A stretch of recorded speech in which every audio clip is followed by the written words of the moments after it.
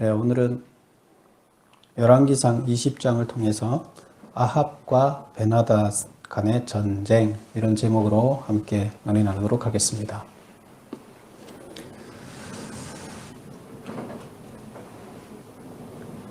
5월은 이제 가정의 달인데요. 우리 하나님께서는 가장 소중한 이 구성체 가정을 통해서 모든 일들이 시작되고 또 끝날 수 있도록 이렇게 하십니다. 그래서 우리 인생의 시작도 가정에서부터 시작하고 마치는 것도 가정입니다. 가정에 따뜻함이 없다면 또 세상에 나가서 하나님의 주신 달란트를 다 감당해내는데 쉽지가 않죠. 그래서 가정은 우리들을 품어주는 그런 좋은 곳입니다. 하나님께서 우리들에게 주신 가정을 감사해야 됩니다. 그리고 함께 가정을 잘 지켜나갈 수 있도록 노력해야 되겠습니다. 뭐 가정만 그런 게 아니라 모든 공동체들이 또 그 가정의 확장이잖아요. 그래서 교회 공동체도 마찬가지고 나라 공동체도 마찬가지입니다. 하나님 나라도 마찬가지입니다. 그것의 확장이 되겠습니다. 지금 우리가 보고 있는 이스라엘 공동체도 바로 하나님의 사랑 공동체 확장이 되겠죠. 자, 오늘은 이제 조금 방향이 틀어지고 있어요. 우리가 엘리야의 이야기를 쭉 보고 있었죠. 엘리야의 이야기가 계속 진행되고 있는데 오늘은 갑자기 이 엘리야가 그 메인 화면에 등장하는 게 엘리야가 아니라 왕들이, 전쟁을 하는 두 왕들이 등장하고 있어요. 그래서 엘리야가 클로즈업에서 조금 뒤로 물러나 있는 이런 상태가 되겠습니다. 그래서 오늘은 아람 왕이 이제 북이스라엘을 쳐들어와서 아람하고 북이스라엘하고 전쟁을 하게 되는데 두 번 간의 전쟁이 있습니다. 그래서 두 번 간의 전쟁이 있는 이 과정에 물론 엘리야라고 얘기는 하지 않지만 선지자가 등장해서 왕에게 하나님의 말씀을 전달해 주는 역할을 하고 있습니다. 물론 여기서 나타나는 그 선지자라는 사람은 누구겠어요? 엘리야가 됩니다. 그래서 엘리야는 등장하지만 전면에 클로즈업 되지는 않는다. 그래서 1번을 보겠습니다. 메모 1번. 본장은 17장부터 계속되었던 엘리야의 사역에 관한 기사를 잠시 중단하고 아합 시대에 아람과 치렀던 이스라엘의 전쟁을 소개하고 있다. 그렇게 하는 이유는 뭐냐? 역사상 중요 사건을 누락시키지 않으려고 그 엘리야 이야기 속에 전쟁 이야기를 삽입했다. 그래서 이거는 중요하기 때문에 한번 짚고 넘어가야 된다. 그래서 삽입했다. 이렇게 보시면 됩니다. 엘리야 얘기는 계속 진행되는 거예요.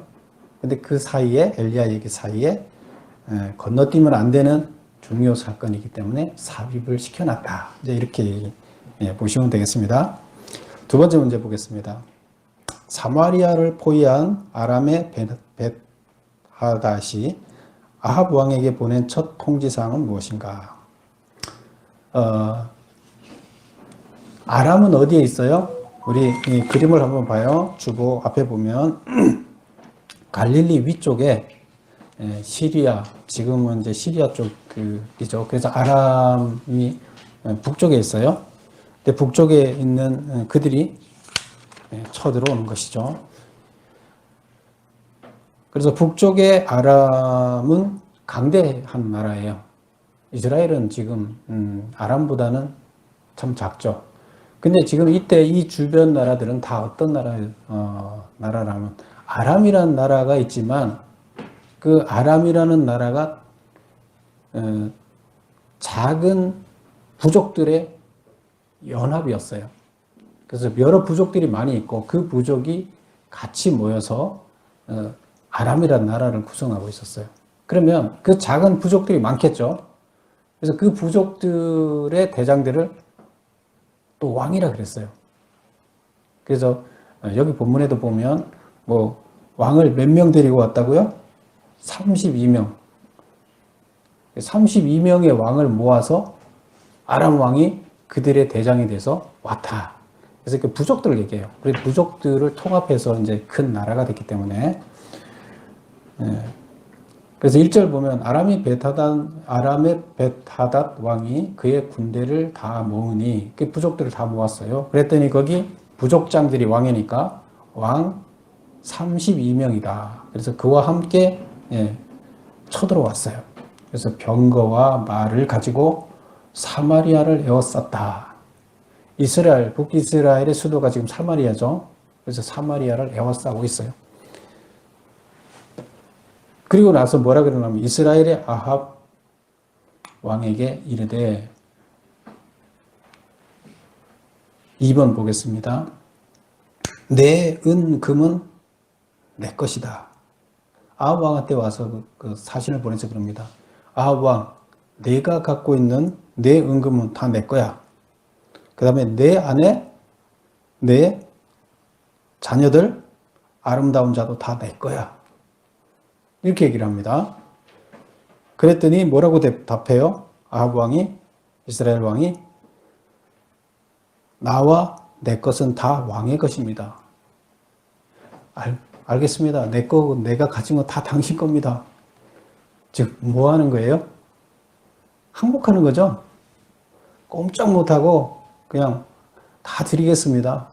마음대로 하십시오. 이제 이렇게 항복하는 거예요. 지금 너무 싱겁잖아요. 전쟁을 하러 왔는데 너무 싱겁잖아요. 뭐 전쟁이 끝났어요, 거의.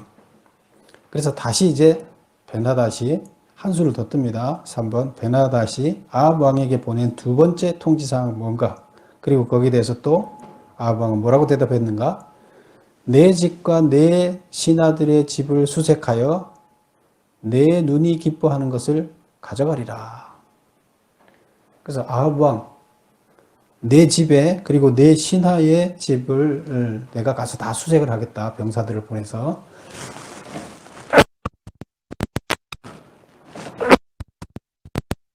그리고 거기 가서 내 눈에 좋게 생각되는 거, 아합 왕 너네들 눈에 좋게 생각되는 것을 다 내가 가지고 오겠다. 이렇게 또 얘기를 합니다. 첫 번째에서는 오케이를 했는데 두 번째 이런 이야기를 하니까 뭐라고 답합니까? 자기가 결정할 수가 없을 것 같아요. 왜? 자기만의 문제가 아니라 자기 또 그 부하들, 모든 백성들의 집에 다 들어가서 다 약탈해 가겠다는 거예요. 좋은 거 다 약탈해 가겠다는 거예요. 그래서 장로들을 모아놓고 회의를 했어요. 그랬더니 뭐라 그래요? 회의를 하면서 그랬어요. 첫 번째 질문을 해서 내가 다 주겠다 그랬다. 그래서 나는 내 죄를 졌다. 내가 악한 일을 저질렀다. 그런데 두 번째 질문을 또 두 번째 이렇게 얘기를 했는데 이거를 그대로 다 들어주기가 어려워서 당신들하고 지금 어떻게 해야 될지 의논하는 거다. 그랬더니 장로들이 그랬죠. 첫 번째는 이미 답했으니까 어쩔 수 없고 두 번째 집에 와서 다 약탈해 가겠다는 부분은 절대로 안 된다고 하십시오. 이렇게 얘기를 합니다. 그래서 이제 아합 왕이 사신한테 그 답을 줍니다. 그 두 번째 거에 대해서는 내가 허락할 수 없다. 와서 다 약탈해 가는 것은 우리가 인정할 수 없다. 이렇게 얘기를 합니다. 그럼 이제 다 주겠다 그러면 뭐 그들이 전쟁 안 하겠죠. 그 다 뺏어갖고 그냥 가면 돼요. 그런데 다 주겠다고 안 해요. 그러면 이제 전쟁을 하는 거죠. 전쟁을 선포하는 거죠. 4번 보겠습니다. 베나닷이 아합 왕에게 보낸 세 번째 통지사항은 무엇인가? 그리고 또 뭐라고 답했느냐? 사마리아에 부스러진 것이 나를 따르는 백성의 무리의 손에 채우기에 족할 것 같으면 신들이 내게 벌 위에 벌을 내림이 마땅하니라. 무슨 말이에요? 이렇게 어려워요, 말이. 사마리아에 부스러진 것이 자기네가 사마리아를 다 이제 차지해서 부스러뜨렸다고 보면 거기서 부스러진 것이 나를 따르는 백성들이 무리 손에 채우기에 족할 것 같으면 족하지 않다는 거예요. 사마리아를 다 부수고 거기서 다 약탈을 해 가더라도 나를 따르는 백성, 자기들의 무리, 자기들의 군인들의 손에 채우기에 족하지 않다. 족하다 그러면 신이 벌 내릴 거다. 안 족한데. 족하다고 그러면. 그래서 니네 거 다 우리가 뽑아가도, 다 약탈해 가도 우리는 족하지 않다. 양이 안 찬다. 이 얘기예요. 이 얘기는 무슨 말이에요? 가만두지 않겠다. 싹 다 약탈해 가겠다. 그래도 모자란다. 이 얘기를 하는 거예요. 그러니까 뭐라고 대답합니까? 갑옷 입은 자가 갑옷 벗는 자 같이 자랑하지 못할 것이라. 이게 무슨 말이에요? 갑옷을 입는 자하고 갑옷을 벗는 자하고 어떤 차이가 있을까요? 갑옷 입는 자는 이제 전쟁을 하려고 기대를 갖고 가는 거고, 갑옷을 벗는 자는 전쟁을 다 끝나고 쉬러 가는 거잖아요. 그래서 김치국물부터 마시지 마라 이런 뜻이에요. 결과는 갑옷을 벗을 때 돼봐야 한다. 이제 갑옷을 입으면서 갑옷을 벗을 때 얘가 어떻게 될지, 좋은 결과가 있을지 나쁜 결과가 있을지 알 수 없다. 그러니까 너네 김치국물부터 마시지 마라. 이렇게 이제 대답을 하는 거예요. 그래서 이렇게 말싸움을 하고 이제 격화됐으니까 전쟁을 해야 되겠죠. 자, 그런데 5번 보면 이때 또 하나님이 선지자를 보내서 관여를 하십니다. 5번 보세요. 하나님이 아람에게 포위되어 두려움에 떨고 있는 아합 왕에게 선지자를 통해 하신 말씀은 뭐냐? 선지자를 통해서 하나님이 또 메시지를 주십니다. 누구한테? 아합 왕한테. 아합 왕은 어떤 왕이라 그랬어요? 선한 왕이에요? 악한 왕이에요? 예, 아주 우상만 섬기고 역사상 가장 악한 왕이라 그랬어요. 그런데도 하나님은 그 아합 왕을 버리지 않고 뭘 하고 있어요? 전쟁에 포위되어 있는 이 아합 왕을 또 돌보고 계세요. 왜 그래요? 자기가 선택해서 자기를 맡길 이 나라를 이끌어가는 리더자니까 어떻게 하든 자기가 선택한 그들이 바로 회복되기를 바라는 마음이죠. 자, 보겠습니다. 그래서 무슨 말씀을 합니까? 선지자를 통해서 내가 오늘 그들을 내 손에 넘기리니 너는 내가 여호와인 줄을 알리라. 그들을 너희 손에 넘기겠다. 누구요? 아람의 저 많은 군대를 너희 손에 넘기겠다. 근데 자기들 군대가 없어요. 지금 별로 없어요. 아람의 군대에 비하면 이게 군인이 아니에요. 그런데 넘기겠대요. 그러면서 그 다음 말이 뭐냐면 너는 내가 여호와인 줄을 알리라. 왜? 이기게 해주겠다. 그런데 왜 이기게 해주냐? 내가 참 하나님임을, 참 신임을, 여호와임을 너희들이 알게 하기 위해서 내가 그렇게 하겠다는 거예요. 그래서 너희들은 어떻게 될 것이다? 내가 여호와인 줄을 알게 될 거다. 그걸 위해서 내가 그렇게 하겠다는 거예요. 그래서 하나님의 크신 능력을 나타내어 당신만이 구원자이며 축복의 근원이 됨을 알게 하겠다. 그래서 관여를 하십니다. 그럼 이제 전쟁을 해야 되겠죠? 그럼 물어요. 그렇게 하니까 이제 그 말을 들은 아람 왕이 그러면 제가 어떻게 하면 되겠습니까? 누가 먼저 전쟁에 나가야 되겠습니까? 지금 뭐 숫자를 봤을 때 이게 장난이 아니잖아요. 그러니까 뭐라 그러냐면 지방 고관의 청년 230명을 보내서 먼저 그들을 치라 이렇게 얘기를 합니다.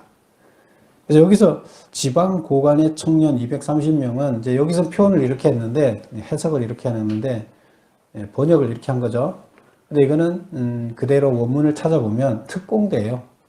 특공대, 젊은 특공대, 아주 젊은 사람으로 구성된 특공대를 얘기합니다. 그래서 특공대를 전국에서 모집된 특공대로 그들을 쳐라. 이런 얘기가 됩니다.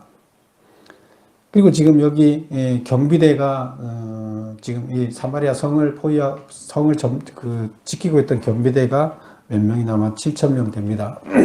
그래서 숫자가 적하고 싸울 숫자가 7,230명이에요. 적은 어마어마해요. 10만 명도 넘어요. 그러니까 뭐 숫자적으로는 뭐 싸워볼 게 엄두가 안 나는 상황이죠.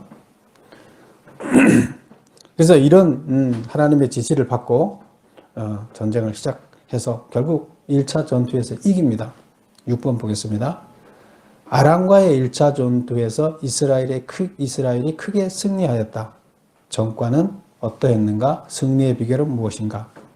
1번 고관의 청년들이 이스라엘을 얕보고 술에 취해 있는 아람군을 쳐 죽이고 크게 이기자 아람 왕 베타닷은 말을 타고 도망하였다. 결국 하나님이 하라는 대로 230명의 특공대를 그들한테 침투시켰어요. 그랬더니 성 밖에서 포위하고 있던 성 밖으로 내보냈어요. 나오는 걸 보고 230명의 숫자가 얼마 안 되잖아요. 근데 그걸 보고 그쪽에서는 왕한테 보고합니다. 저쪽에 젊은 애들이 좀 나오는데요. 그러니까 왕은 그때 자기네 부족장들 왕들을 모아놓고 술을 계속 마시면서 뭐 할 일이 없잖아요. 포위해놓고 뭐 언제든 자기네들이 치면 이기니까 뭐 별로 상대가 안 되니까 그리고 기다리고 있어요. 근데 감히 이스라엘이 자기들한테 덤비지 못할 거라고 생각하고 있죠. 그래서 거기서 한 젊은 병사들이 나옵니다. 이렇게 보고를 하니까 왕이 술 먹다가 뭐라고 대답하냐면 야, 걔네들이 화친을 하러 오는 것 같으니까 화친을 하러 온다 그러면 그래도 다 붙잡아라. 돌려버리지 말고 다 붙잡아라. 이렇게 얘기를 합니다. 그런데 이미 아람 군대들은 다 술이 취해 있었고 이들은 그냥 들어가서 공격을 하는데 그냥 다 쓰러집니다.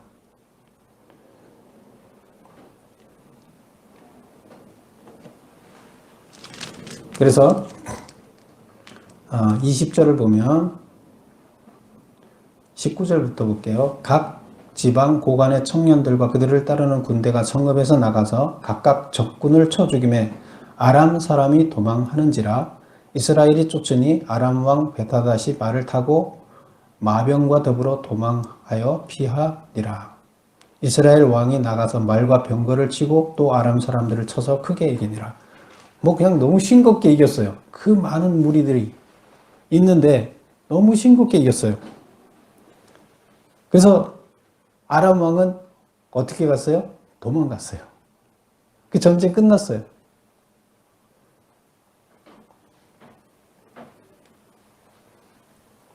그 이스라엘 병사들은 하나님이 도와준 걸 알았을까요? 몰랐을까요?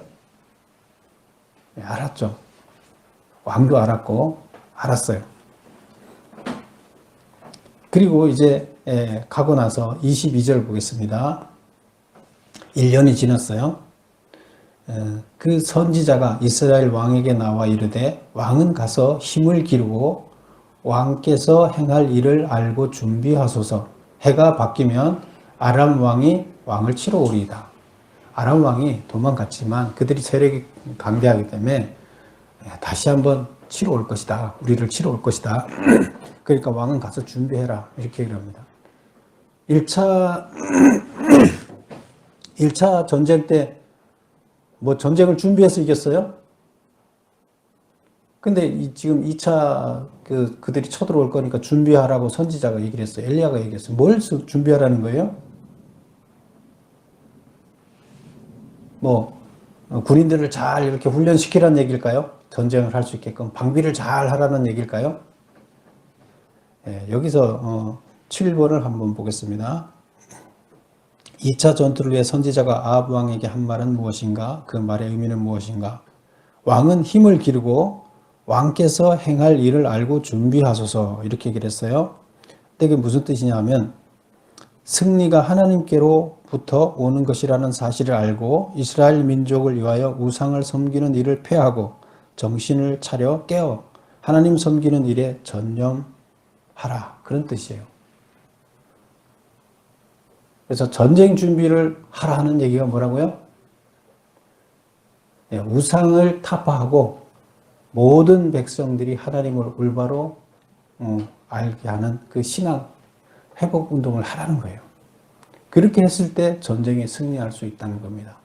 그걸 하라는 거예요. 1차 전쟁도 하나님이 도와서 된 거 아니냐. 그럼 하나님 앞에 우리가 똑바로 서 있어야 2차 전쟁이 왔을 때 이길 수 있다. 하나님이 도우셔야 이길 수 있는 거지. 하나님이 돕지 않으면 우리 이길 수 없다. 이제 얘기를 하는 겁니다. 그래 가서 준비하라는 거예요. 왕이 백성들을 믿음을 회복시키는 훈련을 하라는 겁니다. 아람 왕이 했을까요? 안 했을까요?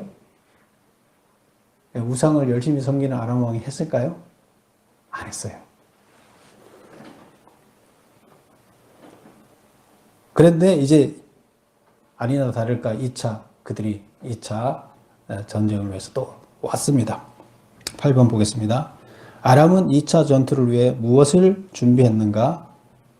2차 전투의 전과는 어땠는가? 지금 이스라엘은 선지자가 준비하라 그랬는데 엘리야가 준비하라 그랬는데 준비를 했어요? 안 했어요? 왕이 안 했어요. 그런데 아람은 나름대로 준비를 했어요. 뭘 준비했을까요?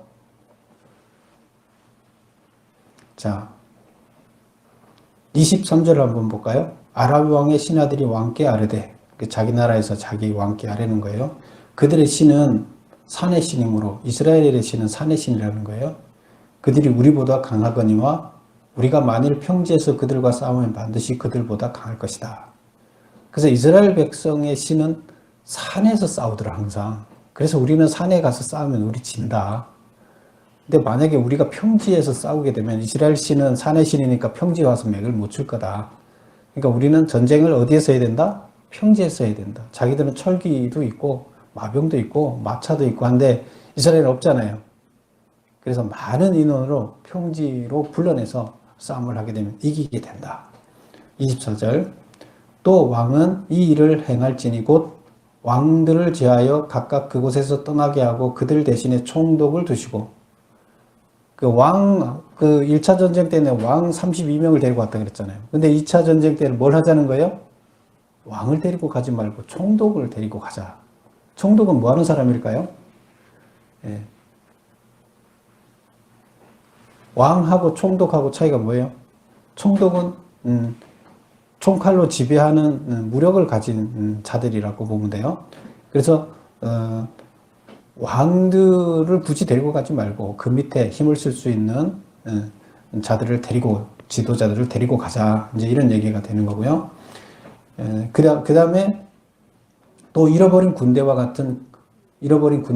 같은 군대를 왕을 위하여 보충하고 군대를 1차에서 잃어버렸잖아요. 그래서 군대를 보충하고 또 말을 보충하고 병거도 보충을 하고 평지에서 그들과 싸우자. 그러면 우리가 이길 것이다. 이렇게 해서 준비를 합니다. 그대로 준비를 해요. 그래서 그 말을 듣고 왕이 그렇게 하니라. 그렇게 했어요.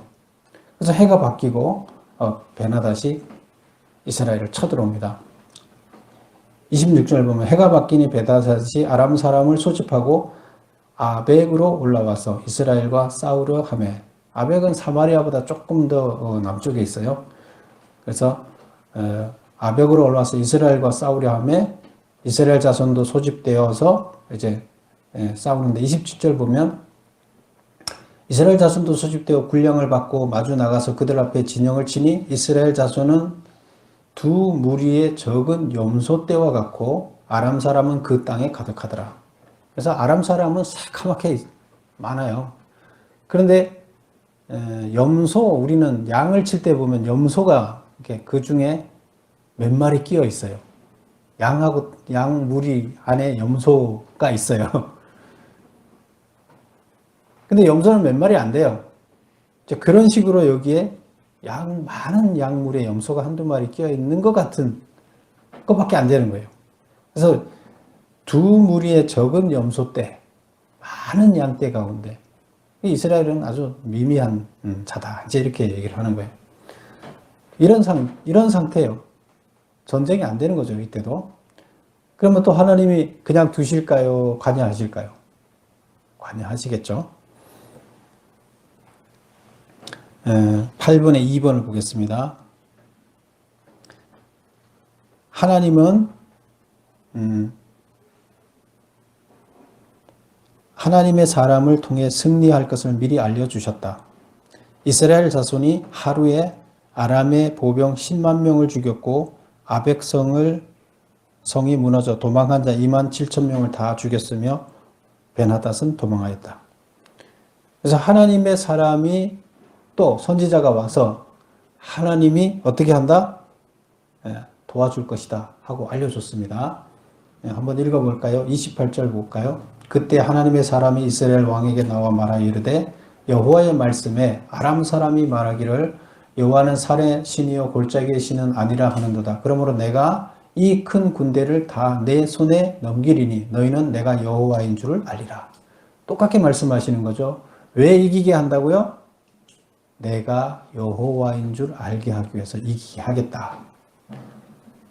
29절 진영이 서로 대치한 지 7일이라 일곱째 날에 접전하여 이스라엘 자손이 하루에 아람 보병 10만 명을 죽이매 남은 자는 아벡으로 도망하여 아벡은 조금 남쪽이라 그랬죠. 남쪽으로 도망을 하여 성읍에 들어갔는데 그 아벡 성벽이 무너지면서 남은 자 2만 7천 명을 다 죽였어요. 그리고 벤하닷은 도망갔어요. 성읍에 이르러 골방에 들어가니라. 그래서 골방에 도망해서 숨어 있어요. 숨어 있으니까 2차 전쟁은 일단 끝났죠. 2차 전쟁 이겼어요. 2차 전쟁도 누가 하신 거예요? 하나님이 치렀어요. 이스라엘 백성이 한 게 없어요. 그래서 2차 전쟁도 이기게 했어요. 왜 이기게 하셨다고요?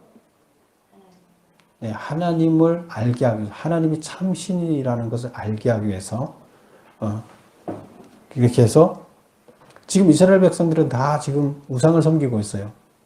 근데 그거를 깨닫게 해주기 위해서 우상 섬기면 안 된다. 참신이 여호와다 알려주고 그거를 믿도록 하기 위해서 2차 전쟁도 하나님과 관여해서 이기게 해주셨어요. 근데 우리는 이렇게 보면 하나님이 도대체 계속 나쁜 짓만 하고 최악의 왕이 백성들을 다 악으로 이끌어가고 있는데 하나님은 그들을 아무 조건 없이 다 도와주고 그들을 이기게 해줘요. 그런데 또 정신을 못 차려요. 1차에서도 그렇게 해서 정신 차리라 했는데 정신 안 차렸죠. 선지자를 통해서 훈련하라 그러는데 하나님을 제대로 믿고 훈련을 안 했죠. 2차에서 했겠어요? 2차 전쟁 끝나고 또 안 합니다. 그런데 이제 2차 전쟁 끝나고 나서 32절에 보면 벤하닷이 청하기를 내 생명을 살려주소서. 그러니까 벤하닷이 용서를 해줍니다. 살려주소서 하니까 용서를 해줘요. 그리고 34절 끝에 보면 조약을 체결합니다. 벤하닷하고 조약을 체결해요. 아람하고 이방 나라잖아요. 이방 나라하고 이스라엘하고 조약을 체결해요. 왜 조약을 체결해요? 뭐 조약 체결할 게 뭐 있어요? 근데 살려달라 그래서 그래 너는 내 형제지 이렇게 얘기를 하니까 벤하닷이 자기가 살기 위해서 조건을 제시합니다. 볼까요? 34절 보겠습니다. 벤하닷이 왕께 아뢰되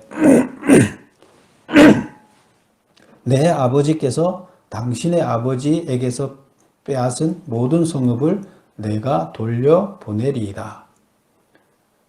그 아버지 세대에 그 지금 아합 왕의 아버지는 누구였어요? 오므리 왕조죠. 그래서 오므리 때고 그 다음에 지금 이 벤하닷 자기 아버지 때 각각 자기들 아버지 때 아버지들 사이에 전쟁이 기록은 없는데 전쟁이 있었던 걸로 보여지고 그 전쟁에서 어떻게 됐어요? 아람이 숫자가 많아서 이겼고 그래서 여기 보면 성을 뺏었어요. 이스라엘 성읍을 빼앗았는데 아버지에게서 뺏은 당신의 아버지에게서 뺏은 모든 성읍을 내가 돌려보내겠다. 그렇게 나 살려주면 돌려보내겠다. 또 내 아버지께서 사마리아에서 만든 것 같이 당신도 다메섹에서 당신을 위하여 거리를 만드소서. 무슨 거리를 만들어요? 지금 이스라엘 한가운데 사마리아에 뭐가 있다는 거예요? 아람의 거리가 있다는 거예요. 아람 왕의 거리가 있다는 겁니다. 그쪽 자치 거리가 되는 거겠죠. 뭐 지금으로 얘기하면 대사관 같은 그런 거죠. 그다음에 그러니까 자기 나라의 땅도 거리를 당신 이름으로 만들 수 있게 해주겠다. 이렇게 이제 제안을 합니다. 아합이 이르되 내가 이 조약으로 인해 당신을 놓으리라. 그래, 그렇게 해주면 내가 놔주겠어. 그리고 조약을 체결합니다. 이에 더불어 조약을 맺고 그를 놓았더라. 그럼 지금 무슨 목적으로 놓아준 거예요? 뭔가 챙기는 게 있죠. 자기 거리가 거기 생기고, 그럼 거리가 생긴다는 건 자기 그 성이 하나 더 생기는 거나 마찬가지잖아요. 예. 그리고 빼앗겼던 성을 다 돌려받고, 그러면 왕의 입장에서 물질적으로 뭐 여러 가지로 부유해지는 이런 입장이 되니까 싫지 않은 거죠. 그래서 맺었어요. 그런데 하나님이 봤을 때 이거는 아닌 거예요. 그래서 이제 36절에서부터 43절에서 나오는 이야기가 뭐냐면 선지자가 가서 너 야 잘못한 거야 왕. 너 그러면 안 돼. 너 잘못한 거야. 그 얘기를 이제 아주 재미있는 이야기를 하면서 그걸 전달합니다. 처음에 36절 한번 볼까요? 어떻게 얘기를 하냐면 선지자가 35절이죠. 선지자의 무리 중 한 사람이 여호와의 말씀을 그의 친구에게 이르되 너는 나를 치라 하였더니 그 사람이 치기를 싫어하는지라 그가 그 사람에게 이르되 내가 여호와의 말씀을 듣지 아니하므로 내가 나를 떠나갈 때 사자가 너를 죽이리라. 그 사람이 그의 곁을 떠나가니 사자가 그를 만나 죽였더라. 선지자가 있는데 그 선지자가 다른 사람한테 얘기를 했어요. 뭐라고 얘기를 했냐면 하나님이 말씀하셨는데 그 친구한테 하나님이 나 때리래. 그냥 가만히 있는 친구한테 하나님이 얘기하는데 하나님이 너 주먹으로 자기 선지자를 때리라고 얘기를 해요. 때리라고 그랬다고. 그랬더니 안 때려요. 뭐 미쳤냐? 왜? 뭐 하나님이 갑자기 왜 너를 때리라 그래? 때릴 이유가 뭐 있어? 안 때려요. 근데 뭐라 그래요? 너 하나님 말 안 들었기 때문에 너 나를 떠나갈 때 너 그 사자가 너를 죽일 거야. 근데 떠나갔어요. 아무 생각 없이 떠나갔더니 정말 사자가 그를 죽였다는 거예요. 그게 무슨 얘기예요? 하나님이 시키는 대로 안 하면 못 산다. 이제 이 얘기를 이렇게 예를 들어서 이제 그 우화 같은 이야기를 들어서 이제 얘기를 하는 거예요. 하나님이 하라는 대로 안 하면 죽어. 얘기를 하는 거죠. 그 다음에 이제 37절을 보겠습니다. 그가 또 다른 사람을 만나 이르되 너는 나를 치라 하며 그 사람이 그를 치되 상하도록 치니라. 그러니까 한 사람은 그래서 죽었어요. 치라 그랬는데 안 쳐서 하나님이 치라고 시켰다 그랬는데 하나님 말을 안 들어서 죽었어요. 또 다른 사람한테 얘기를 했더니 그 사람 치라 그랬더니 나를 한 대만 때리면 되는데 막 엄청나게 때려서 나를 엄청나게 상하게 했어요. 눈탱이가 맘탱이가 된 거예요.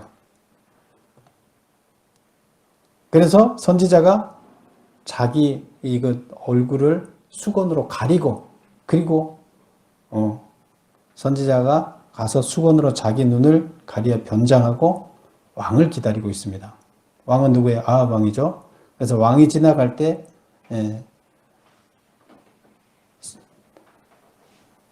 소리를 질러 얘기합니다.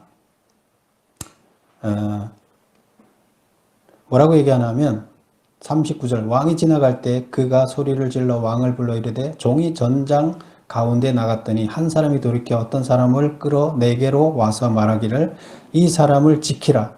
만일 그를 잊어버리면 내 생명으로 그의 생명을 대신하거나 그렇지 아니하면 내가 은 한 달란트를 내어야 하리라.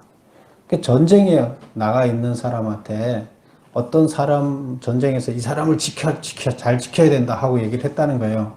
근데 막 전쟁하다 보니까 지키라고 한 사람이 어떻게 됐어요? 어딜 가버렸어요. 잊어버렸어요. 잘 지키라 그러는데 잊어버렸어요. 근데 그를 잊어버렸으니까 지키라고 한 사람이 와서 뭐라 그래요? 너 안 지켰으니까 그 사람 생명 대신 너 죽이겠다 이거예요. 그럼 이건 무슨 말을 하자는 거예요? 하나님이 지키라고 한 것을 지키지 않으면 죽는다는 얘기예요.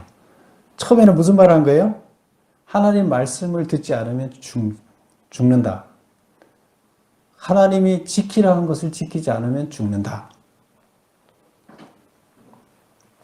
그랬더니 그 말을 듣고 40절 보면 그 말을 왕이 들었어요. 왕이 그 말을 듣고 40절 뭐라고 하냐면 종이 이리저리 이 일을 볼 동안 그가 없어졌나이다. 이스라엘 왕이 그에게 이르되 내가 스스로 결정하였으니 그대로 당하여라 하리라. 야, 그건 너가 못 지켰으니까 너 당연히 죽어야지. 그냥 그러고 끝내요. 왕이 이렇게 대답했어요. 그럼 이거는 누구 얘기예요? 왕의 이야기가 됩니다. 왕의 이야기. 그래서 그가 급히 자기의 눈을 가린 수건을 벗으니 이스라엘 왕이 그의 선지자 중에 한 사람인 줄 알아본지라. 처음에는 선지자인지 몰랐어요. 근데 그러고 이렇게 벗으니까 선지자인 줄, 엘리야인 줄 알아봤어요. 엘리야하고는 뭐 여러 번 만났죠. 알아봤어요. 그리고 그가 왕께 아뢰되 여호와의 말씀이 뭐라고 하냐면 내가 하나님이 이제 지금 이 말을 전하려고 한 거예요. 무슨 말을? 내가 멸하기로 작정한 사람을 내 손으로 놓았은즉 내 목숨은 그의 목숨을 대신하고 내 백성은 그의 백성을 대신하리라. 지금 전쟁에서 지키라고 한 사람을 지키지 못했으면 어떻게 되라 그랬어요, 왕이? 야, 그러면 너 못 지켰으니 너 당연히 죽어야지. 이제 그 얘기를 했죠.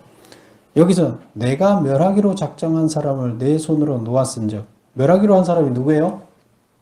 하나님이 첫 번째, 두 번째 전쟁에서 이기게 해서 잡아서 죽이라고 갖다 준 바친 사람이 누구예요? 예, 베나닷을 멸하기로 했는데 멸하라고 작정을 했는데 놓아줬어요. 무슨 이유 때문에? 자기의 욕심, 자기의 이익을 채우기 위해서 놔줬어요. 근데 사실 우상을 섬기는 그들을 멸해야 되는데 놔줬어요.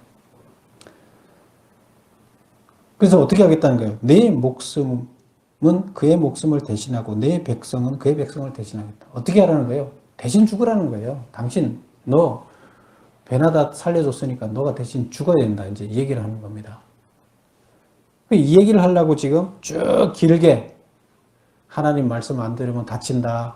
뭐 이렇게 하면서 쭉 이야기를 해서 결국 너 스스로 너가 제대로 안 지켰으니까 너가 당해야 된다. 하나님 말씀 안 지켰으니까 자기가 당해야 된다는 얘기를 자기가 스스로 말한 거고, 하나님이 멸하기로 한 것 말씀을 뜻을 따르지 않고 이렇게 했으니까 너는 그 생명 대신 너가 죽어야 된다. 이제 얘기를 한 겁니다. 9번 문제 보겠습니다. 아합 왕은 살려달라는 베나닷과 어떤 조약을 체결하였는가?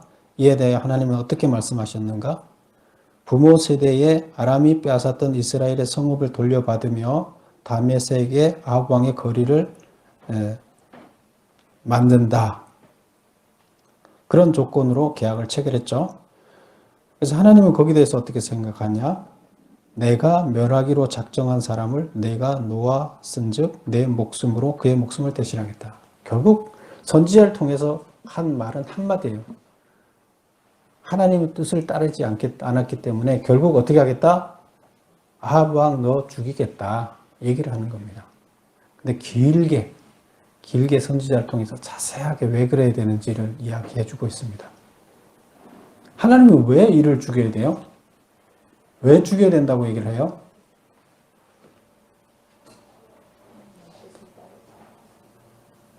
아합 왕은 하나님의 뜻을 첫 번째 전쟁에서도 내가 누군지 알으라고 내가 이거 이기게 해준다. 그러면 알아야죠. 그리고 돌아오란 얘기예요. 하나님 우상 섬기지 말고 하나님 돌아와라.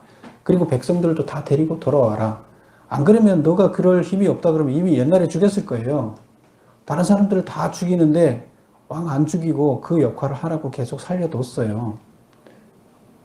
그래서 1차 전쟁에서도 이기게 해주고 또 선지자를 보내서 돌아오게 하려고 얘기를 했는데 안 들어요. 또 2차 전쟁에서도 또 이기게 해주고 그렇게 했는데 안 들어요. 그 결국에는 그와 타협을 해요. 우상 세력과 타협을 해서 결국 그들이 우상은 뭐예요? 자기들의 욕심을 채우는 게 우상이에요. 결국 우상을 계속 선택했다는 거예요. 하나님을 선택하지 않은 거예요. 하나님을 선택하지 않고 우상을 선택한 거예요. 생명의 길로 가지 않고 죽음의 길로 간 거예요. 그래서 하나님은 어떻게 하겠다? 하나님이 죽인 게 아니에요. 너 스스로 죽음의 길로 뛰어들었는데 내가 이제 살릴 수 없다 얘기를 하는 거예요. 너는 이미 죽음의 길로 이미 오래전에 들어서서 내가 계속 살리려고 이렇게 기회를 줬는데 너는 계속 그 길로만 가고 돌아오지 않는구나. 그게 어쩔 수 없다. 너는 이제 죽을 수밖에 없다. 내가 죽이는 게 아니다. 너 스스로 불로 뛰어든 거야. 이제 그 얘기를 하는 겁니다. 결국 우리한테 무슨 얘기를 해요? 너희들 욕심대로 살게 되면 기름 붓고 불에 뛰어드는 거야. 나방이가 불로 뛰어드는 거야.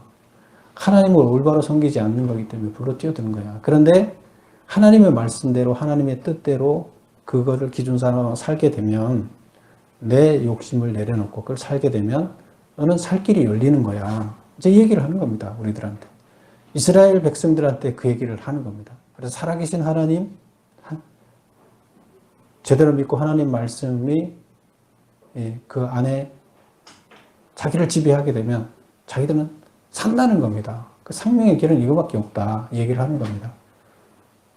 그래서 어떠한 전쟁, 어떠한 무슨 다 필요 없다. 무슨 일이 있어도 하나님을 올바로 믿고 하나님을 따르는 자에는 하나님께서 지켜주시고 그 길을 열어주신다는 겁니다.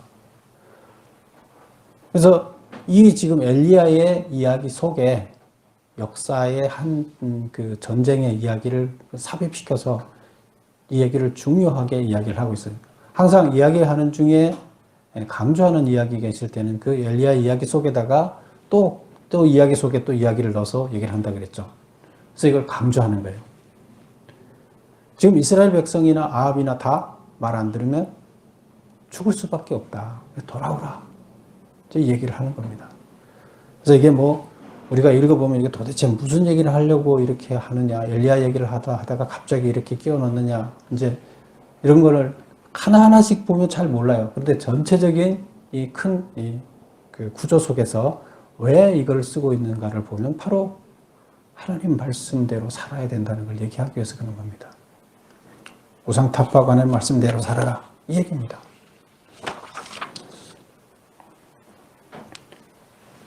그래서 아합 왕에게 왜 자비를 베풀어요?